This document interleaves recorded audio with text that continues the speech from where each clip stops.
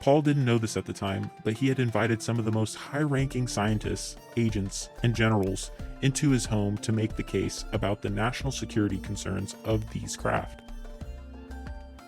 Apparently, many of the people who attended this meeting at Paul's house were very interested in what he was working on and filming. Yet, as the presentation continued, it was reported that people would start to slowly trickle out as they grew to understand that what Paul was filming and listening to had nothing to do with their personal secret programs at the labs and base.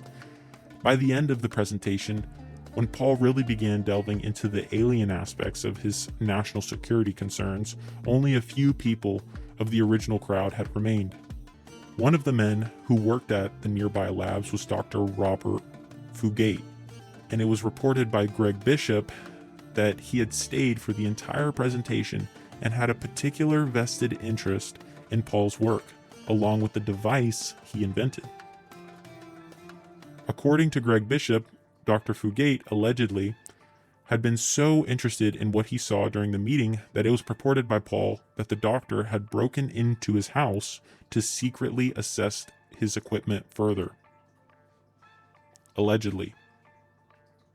Ultimately, this frequency listening device is what caught the attention of the National Security Agency along with the Defense Intelligence Agency, which at the time also had embedded agents in operations held at Kirtland Air Force Base. Aside from his persistence in speaking what he perceived as true about everything, the at-home laboratory invention of his was the main reason why the Central Intelligence Agency, DIA, NSA, and the AFOSI decided to escalate their surveillance methods and psychological operations against Paul Bennewitz. One thing you must comprehend is how difficult it was to capture some of these experimental aircraft on film, as they were able to generate active camouflage in the 70s and 80s to avoid being seen by the naked eye.